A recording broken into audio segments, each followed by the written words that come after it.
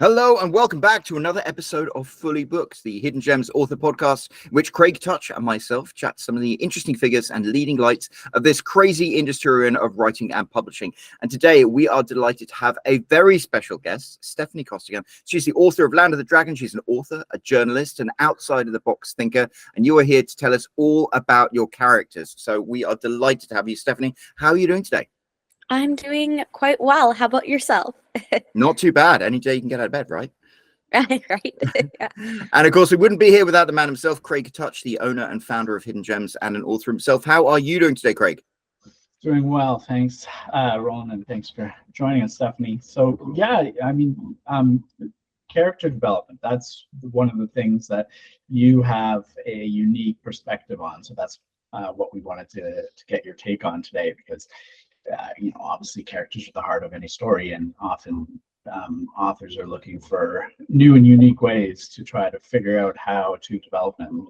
Often you'll take somebody from your life, or you'll try to think of somebody who fits the role that you're creating, but sometimes if they're not, I guess, fully fleshed out in your mind, then that can lead to some issues with characters that don't act according to sort of the personality that you've given them, right? And I know that that's something that bothers a lot of people, including yourself. So why don't you tell us a bit about yourself and how you got here, and then we'll take it from there.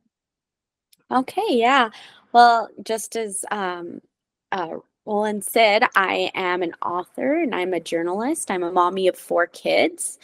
And I'm also very dyslexic, surprisingly. But writing is my super passion. I've always been very enthusiastic about storytelling. So yeah, that's a little bit about myself. Perfect. And so how did your approach to character development develop? Okay, well, I guess for myself, I also have a little bit of a theater background. So something that I've noticed, whether it's writing or acting or really trying to simulate emotions or portray a story, it's hard to portray a story unless you've experienced it. Or if you can experience it, then at least simulate as much as you possibly can to really do justice to what is happening in the story, the feelings, the characters, the emotion, the setting. You can't paint a picture unless you have, in a degree, experienced it yourself. And for myself, with developing characters, I guess what really started for me was I really wanted to get into the role of the character as much as I possibly could. And I just noticed in books or in movies how sometimes they get so carried by getting to point A to point B that they make the character do something very inconsistent to move the story along, that goes out of character. And that absolutely, like you said, drives me bonkers. I'm like, because it just breaks the whole experience. So Right. That's so interesting. I was going to say a piece of advice a writer had given me once was the fact that you don't need to plot anything out, really. If you have 2 very vivid characters and you have them each wanting something that is going to get them into conflict, then your book kind of writes itself, and it's all about the characters. So it's so interesting to hear you say all this. Well, it's to a degree. It depends on the genre and how detailed, and your style also to be taken into consideration. But I think too many times, people just want, or too many times there's too much plot holes, right? They get carried away in the drama and cliffhangers that there's plot holes, and it just drives me nuts, or character development holes. So what I did to kind of combat this and keep them consistent was basically I looked into counseling and personality tests, and well-developed ones at that. So I looked into what's called the 16 personality test. I really like this test. It's well-developed. And they have all this research and information that like psychologists and counselors have studied out with different personalities. They have weaknesses, they have what this character's like romantically, they have strengths, they have how this character is in personalities. They relate them to famous, I guess, people we know, or even fictional characters. But they have this group categorized of these personalities, and I thought, you know what, the research is right here and it's just so easy to access. Why not keep your characters consistent and just look at well-developed tests, not the silly tests that are like, oh, do you like the moon or sun, and claim to know your personality from that, but like actually well-developed tests. And then every time you're writing a scene, it brings the character more alive, if that makes sense. I know for myself, at one point when I was younger, I used to even dress up as the character when I wrote as them, because it's like for example, actors, they do whatever they can to really get into the character, including dress up as them, right? So especially with writing can be a very intimate thing. Like you're going and exploring the mind of a character. And what better way to do that but to really put yourself in there? Absolutely. I mean, a lot of actors, I think, do character, the method actings, where they sort of act as that character, even when they're not filming, annoy the people around them, depending on what type of character it is.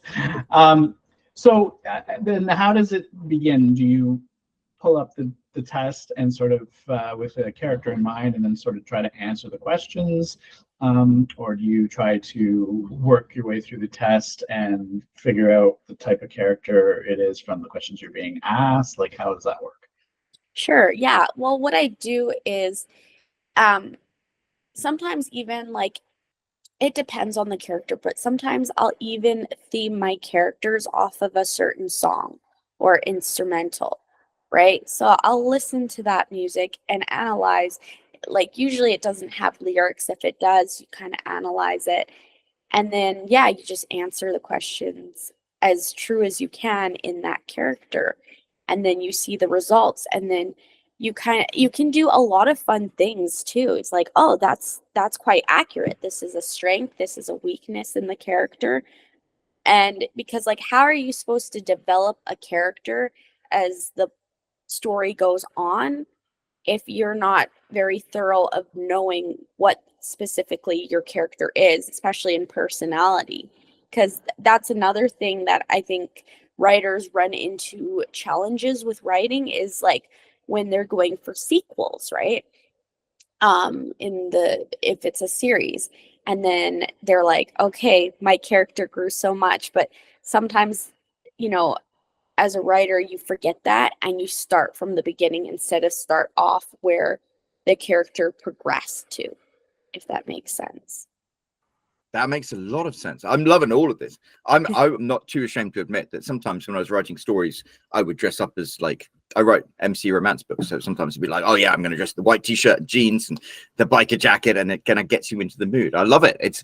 And stories come from characters of what makes a story resonate with people, isn't it? They see themselves in the characters and they have to have that consistent behavior. If you watch Grey's Anatomy, then a whole season can be ruined by one character doing something that's completely out of character. So well, that's just it. It just drives me nuts. Or there has to be a level, especially for audience to enjoy it, for them to really be able to dive in and dissect the character. And that's what you do, especially in readings or in series, is you dissect a character. Why do they behave the way they do? Why did they choose this decision? So like, if you're just going in blindly and not realizing your character's personality or traits and just making it up as you go, there's going to be a lot of inconsistencies, and it's going to stunt your character's development and growth.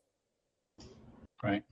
And I mean, that's not to say that a character can't do something out of character, but usually there'd want to be some reason why they do that, right? And that should be handled by the story, the book, the TV show, whatever it is, to show that they did that intentionally and there's a reason why they're doing something that's so out of character.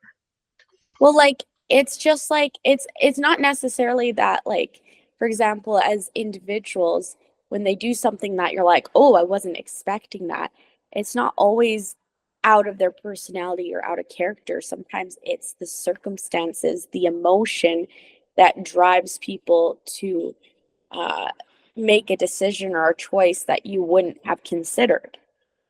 But there's still consistency. Like, what I've noticed with people is reality isn't fully reality. When we look at situations, we see it in an emotional reality that we've created, but it doesn't mean that's the truth of the matter, right?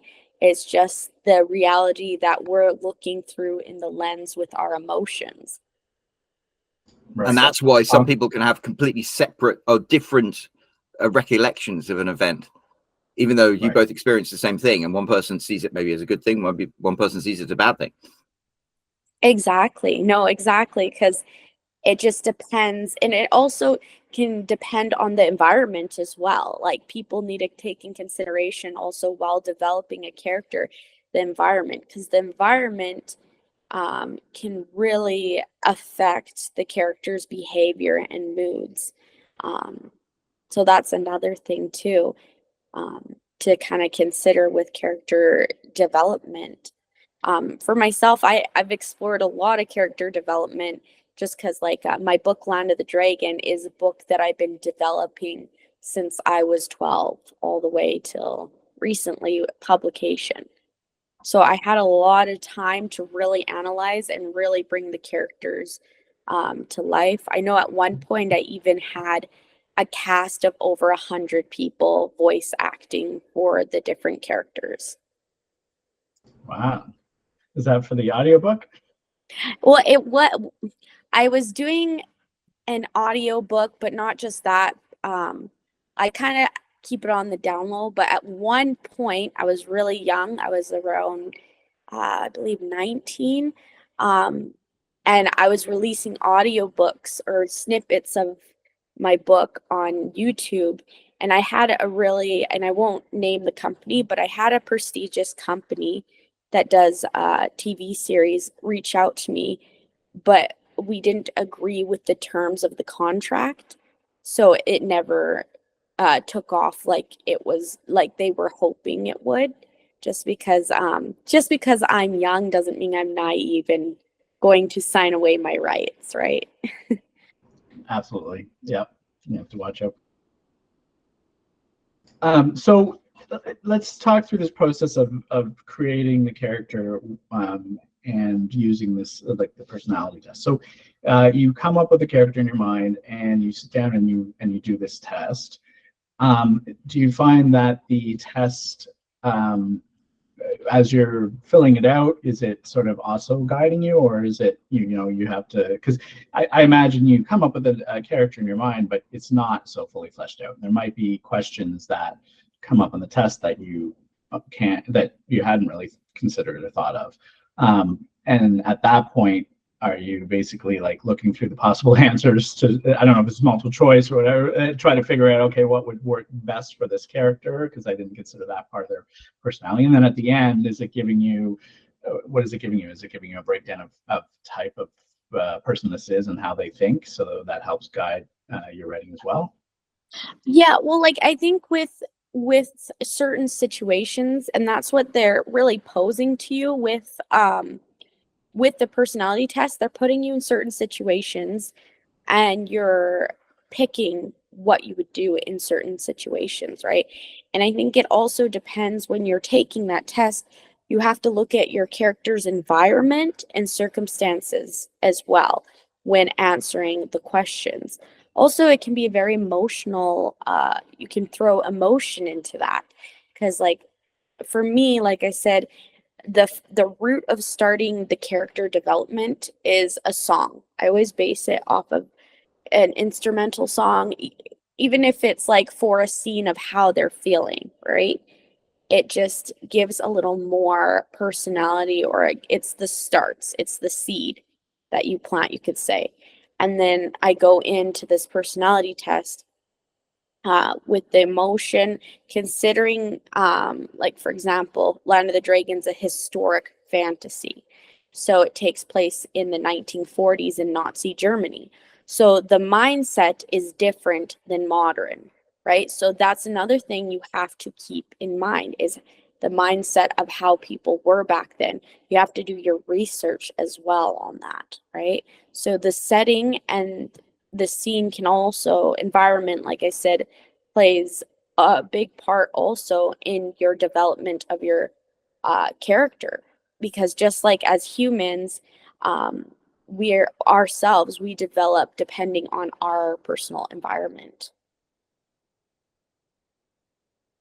Yeah. And our environment, I guess, shapes how we react to everything as well. You know, you come up in a traumatic environment and you get presented with something that can give you a panic attack, whereas someone who had a healthy upbringing, you know, they get excited by it. I see it as an opportunity. Exactly. Yeah, it depends on, environment plays a big role in how we are in our behaviors as individuals.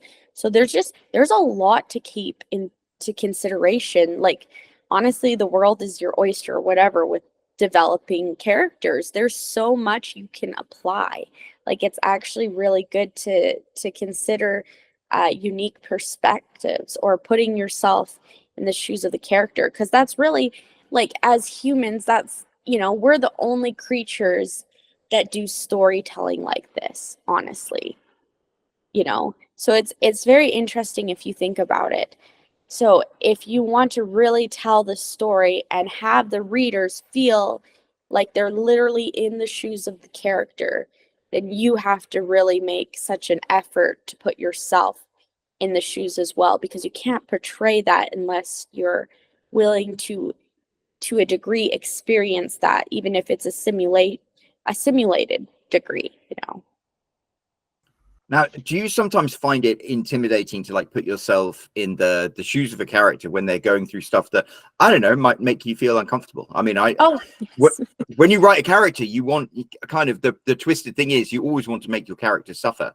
And often the things you make them suffer with are the things that you've suffered with. But sometimes you're not right in the right headspace at that point in time. And it can be kind of like painful to write about, put a character through something that you yourself only feel you barely survive. So yeah, for myself, like I was saying, with the characters in the 1940s being raised in a very indoctrinating environment, right? There was a lot of research I had to do, right? And a lot of, like, what exactly these, for example, the youth, like Hitler Youth, they also had a youth for the girls. It was the League of the German Girls. Like, what were they saying, indoctrinating, manipulating? And something I found out in my research is that they were very, very teaching children at that time. They were against empathy, interesting enough. They were saying empathy is weak. People can manipulate you with empathy. Like, there was a lot of certain principles that were being taught. So I have a certain character who is very, being indoctrinated in the program in my book, and they're very pro towards it, right? And that was that was really hard to write, in the shoes of that character, meaning it was very emotionally draining. You can even ask my husband after writing for in that perspective for like an hour or so, I'd be in a very, very grumpy mood. So it's emotionally draining, but I've gotten a lot of success for my character development in Land of the Dragon. Like, I've gotten a lot of compliments on their character development. But yeah, going back to, it can be taxing. You some characters, you have to put yourself in a dark mindset sometimes, but that's the sacrifice for bringing that character to light, or making the character do twisted things, I guess. Yeah. I mean, that's always the cornerstone of a really good character, isn't it? I mean, if you watch Game of Thrones, there's like one or two good characters, but the rest are almost unthinkably evil, and yet somehow you end up relating to them, like Jaime Lannister. I mean, what a monster. And yet you end up kind of relating to him, and he's kind of heroic in his own dark, twisted way. Exactly. I guess you could say I don't know, the villain in my book, I was surprised of how many people really felt bad for this individual. And they said it scared them how much they could relate to that person. So, I mean, what is it that the Joker said in Batman? It was like, we're all one bad day away from being where he is. True. So back to the testing stuff. So after you've done the test, does it give you sort of a breakdown of what it thinks that your personality type is? And is that ever surprising? Like, oh, I didn't realize I made this character who this test says is psychotic, or something like that. it's quite interesting because what this test does is it gives you the opportunity to even your villain to see that the villain actually had potential for a lot of good things as well as a lot of bad, right? So that's what really is highlighted or outlined, you could say, in the personality test results. It's interesting because like the 16 personality test, it has little like letters and almost like initials, and each letter stands for something. Like the I stands for introverted, and then like the E for extroverted. The J means you're judgmental, like you base your decisions off of judgments made by yourself. And then there's an F for a feeler, where some people don't just base their decisions off of judgments, they based it more off of their feelings, right? So like each of those letters stand for something, and it breaks it down for you. And it's really neat because they have different groups too.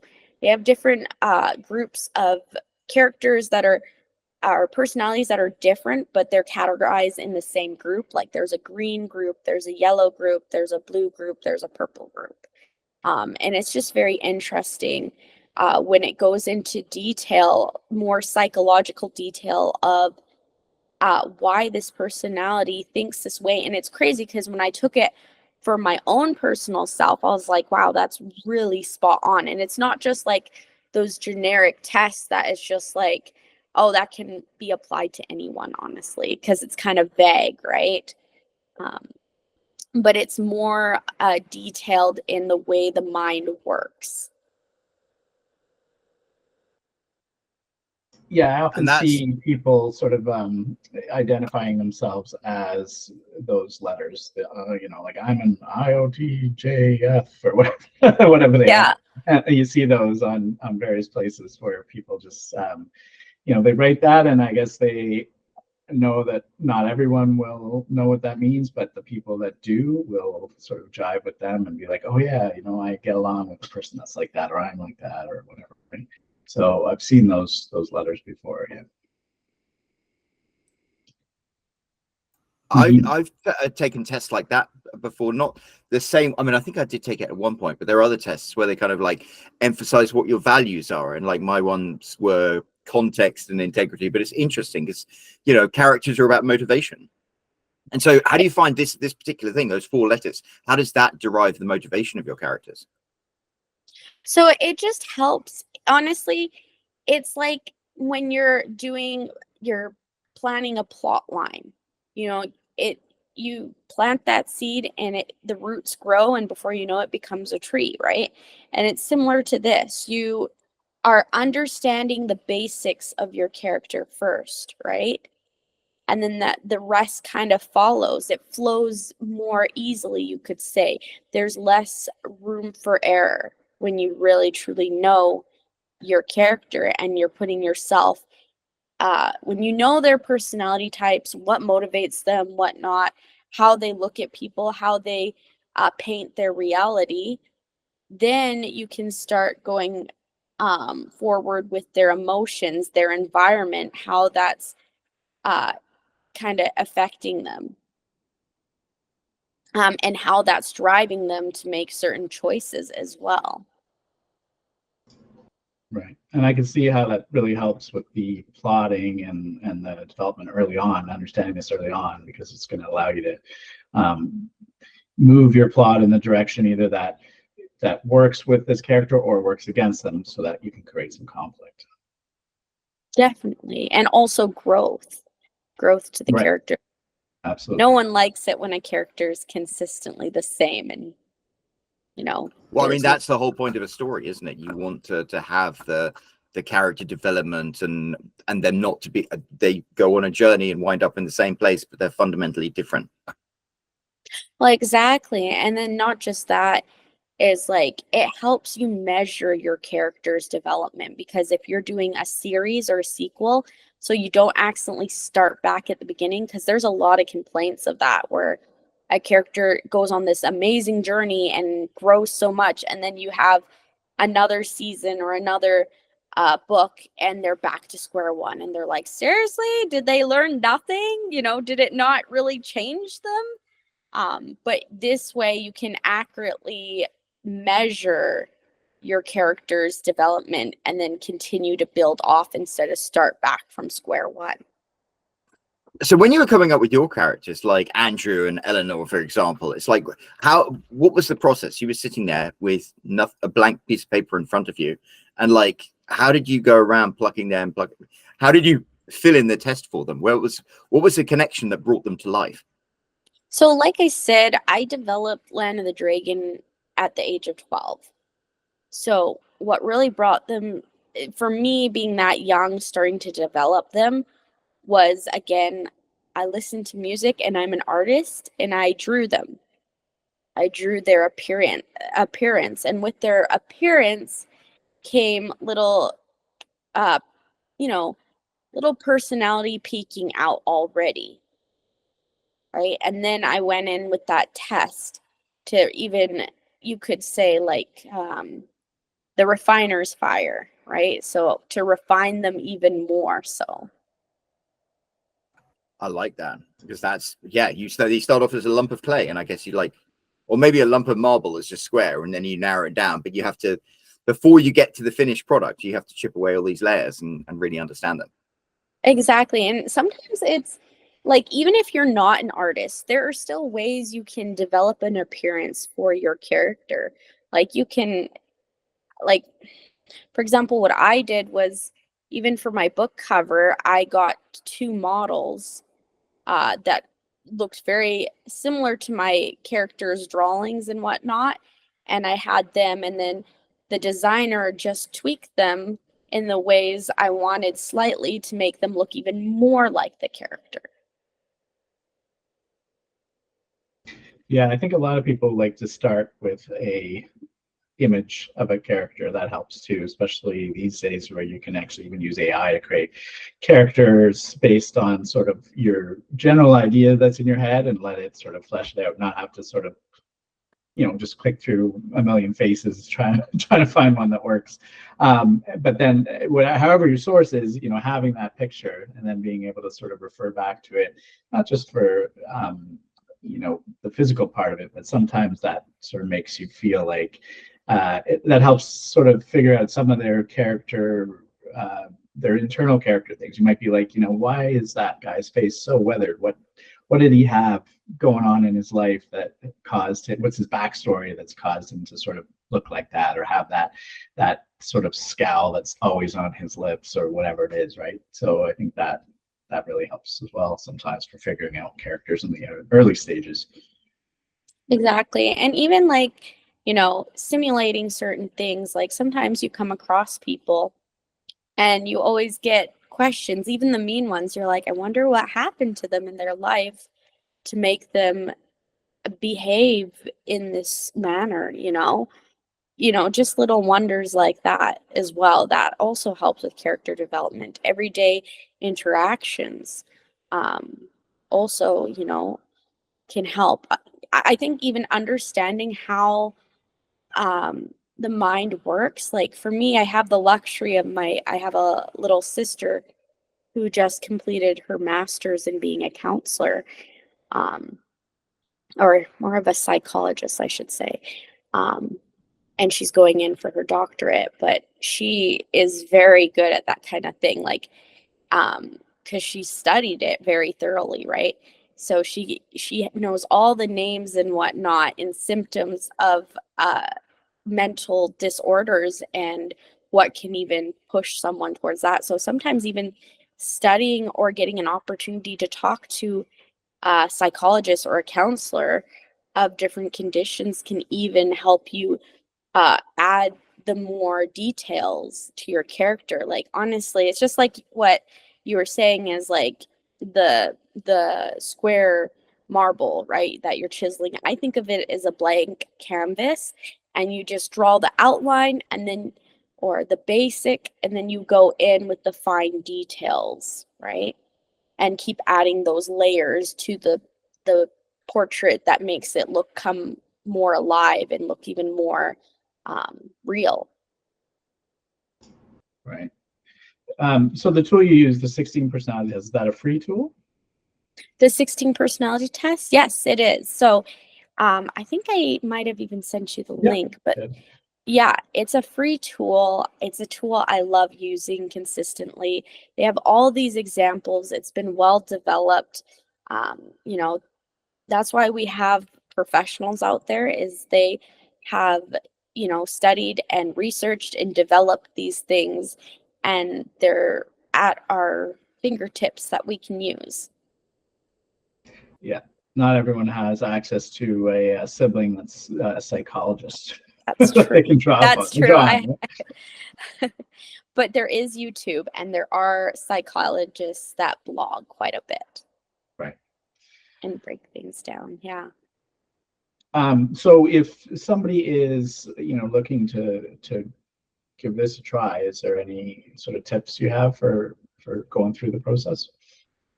Just like what I've been saying is just, you know, starting off with the basics, and then you can go in with the finer details. And, you know, there's so much you can do. Like you can dress up as them to get even more psychologically in the character as you write.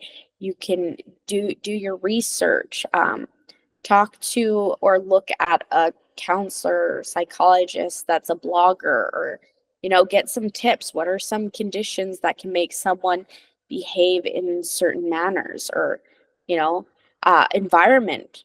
Keep into consideration your character's environment, like the way they were raised, whatnot, all that, while developing them, because that's really what chisels out a person or a character, really, or how people react. Is a lot of it has to do with environment as well. So environment plays a big role in your character's development as well.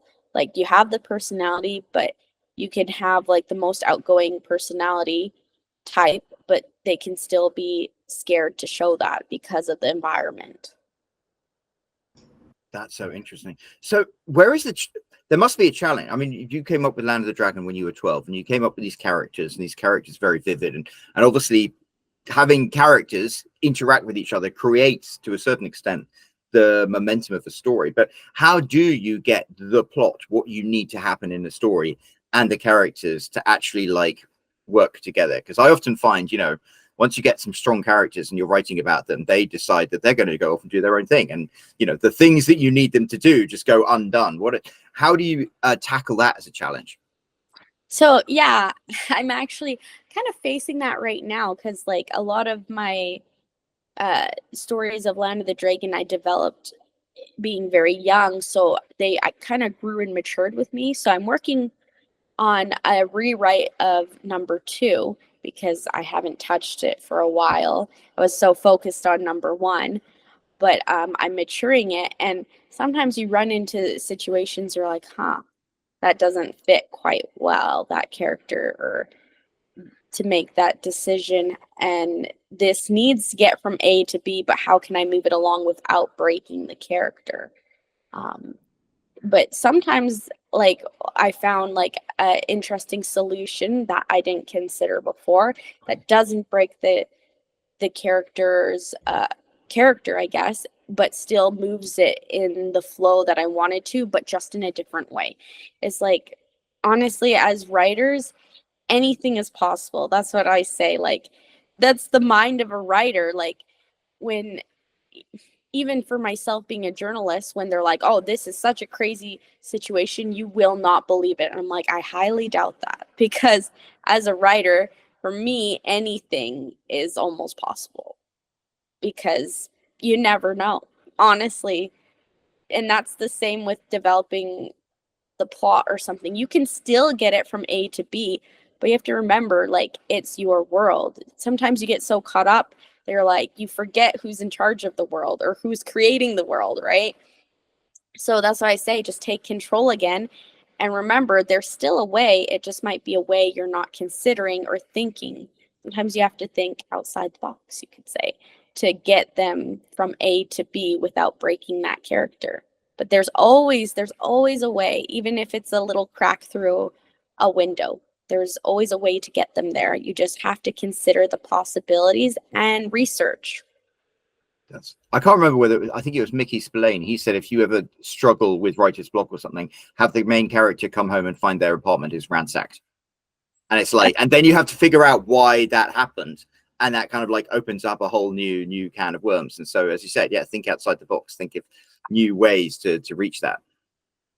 Exactly. Unique ways. You're the, in a sense, you're kind of like the god of your book, because you're creating this world. Like, anything's possible. You just got to figure it out and make sure that it at least is reasonable and makes sense, and it's not just bizarre. Like, it actually works with your writing style and story and whatnot. Like, for me, character development is really important, because my style of writing is I love writing in first person perspective. So you only know what the character knows.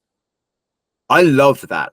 I really enjoy first person perspective because of that. I think it inherently forces you in some ways to be a better writer, because you do have to narrow it down there. When you write in third person and you're omnipresent, it's very easy to go from one character and then find yourself focusing on another character. And then, as the reader, everything, and that's difficult to find the motivations of their characters, because you might not be aware that this character doesn't know something that colors their behavior. And so I think first person is a very intimate way to tell a story, and it helps keep things a lot more believable. Exactly. But you also have to be creative, because it depends on whose perspective you're with, and you have to be very careful too. Like, for example, with Land of the Dragon, being in first person perspective, I have it switching between 3 different characters.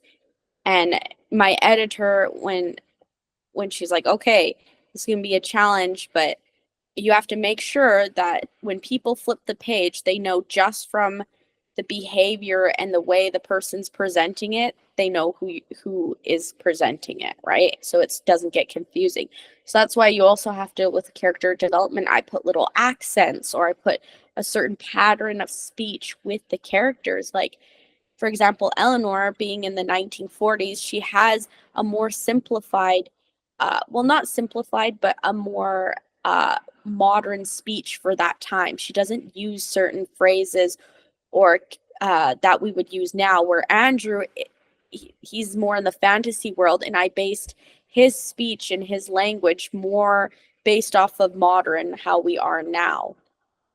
So there's a lot of things that, she'll say that he doesn't understand because it was back in her time frame, or things he'll say that she'll be confused and be like, what the heck? Because in our modern language, we shorten or cut a lot of our speech down. That's true. I never even thought about that. Or even I have Andrew, like he has an accent. Like, his accent is influenced from Australia, right? So he has a little bit of his own little, thing. And so does Eleanor. There's like German words and uses and again, develop the environment or where they were raised. So that's what I use to like differentiate also the reader so they don't get confused of who they're reading what perspective, right? The hardest part in that was having two of the perspectives being sisters. So they're somewhat similar, but you have to make them enough that they can I can't say that word. Differentiate, yes. Yeah, thank you. Yeah, so you have to be able to make sure that they don't get confused between those two perspectives. So sometimes that's even like I said, a certain character has a little more of a fanatical belief than the other.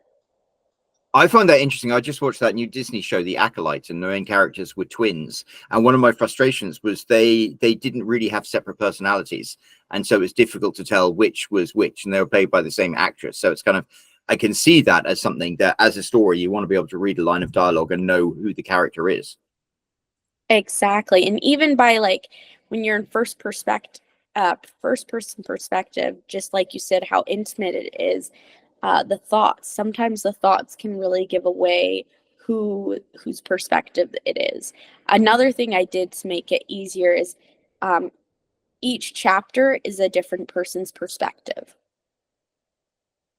Yes, so I like that a lot. When I write novels, because I write romance novels, it's an alternating perspective between the male and the female character, and I love that because it's a whole different way of telling a story, as opposed to what we're used to reading and what we watch from television and stuff like that. I mean, when you have those different perspectives and different knowledge that influences their behaviors, and you can understand when you're reading each chapter why the characters do what they're doing, but from the other perspective it might seem inexplicable. So I love that. I think it's a very nuanced way to tell stories.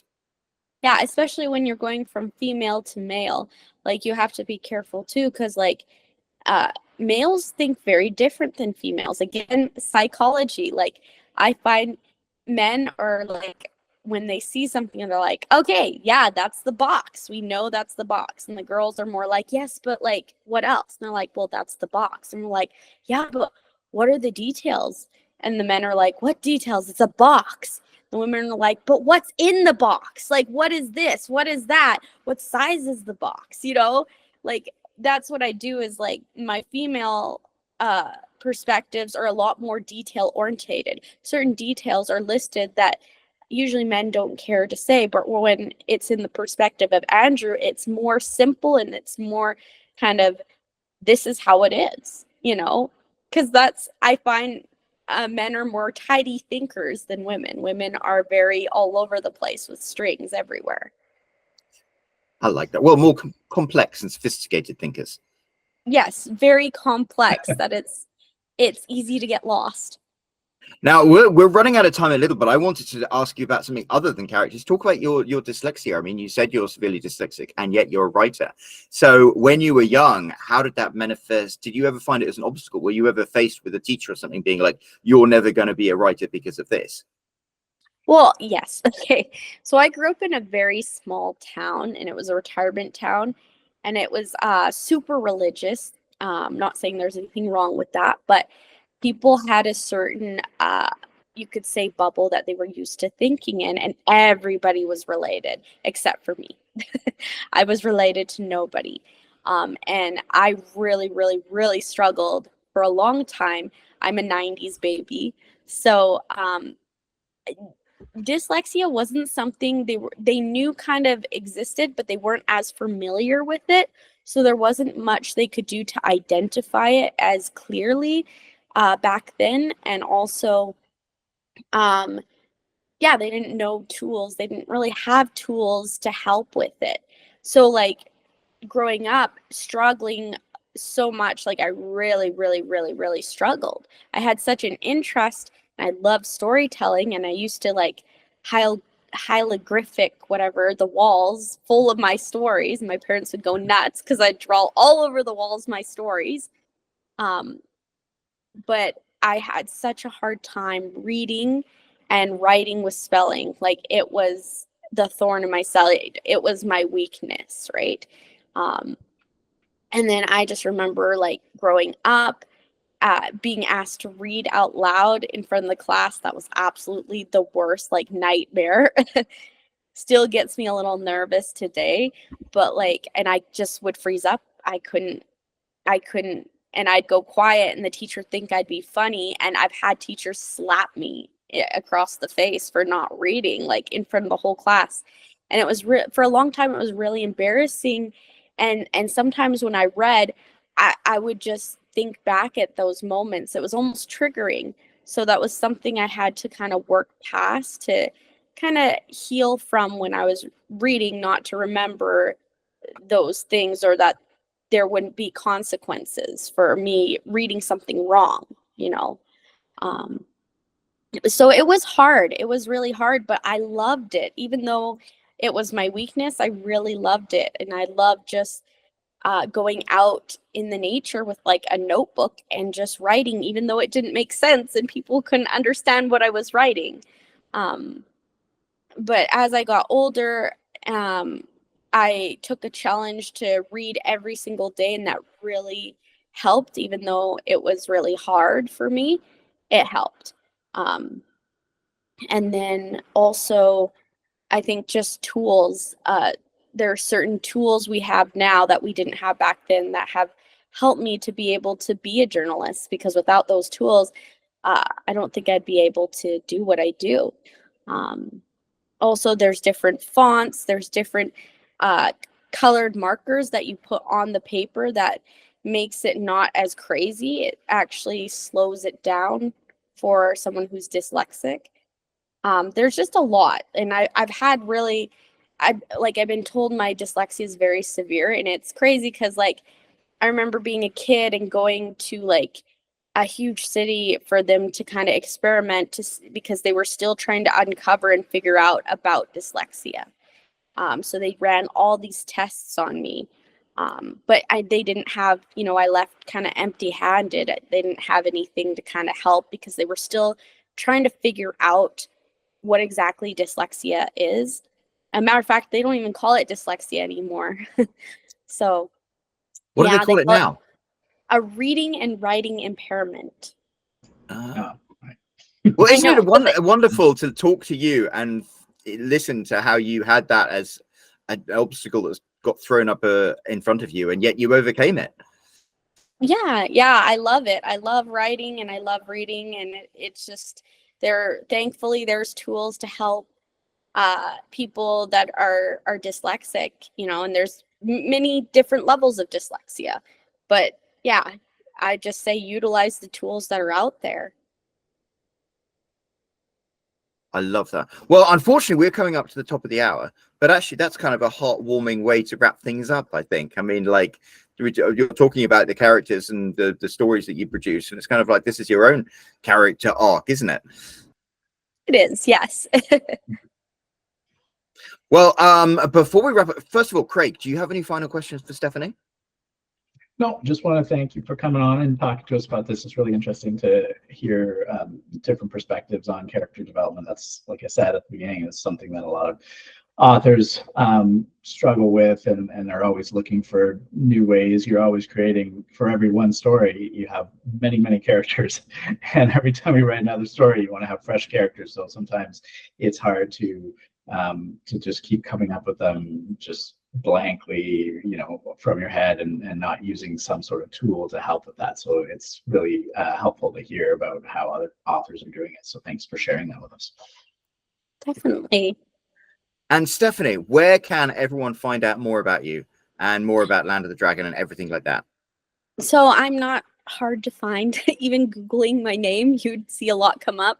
But yeah, you can find me at www.landofthedragon.ca, or I'm on Facebook at Land of the Dragon. I'm on Instagram, TikTok, YouTube, X, everywhere. So yeah, I'm an easy person to spot.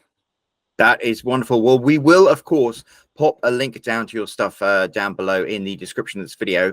And if you're watching this or listening as a podcast, why don't you scroll down there, click on that link, and go and check out everything that Steffanie has to offer.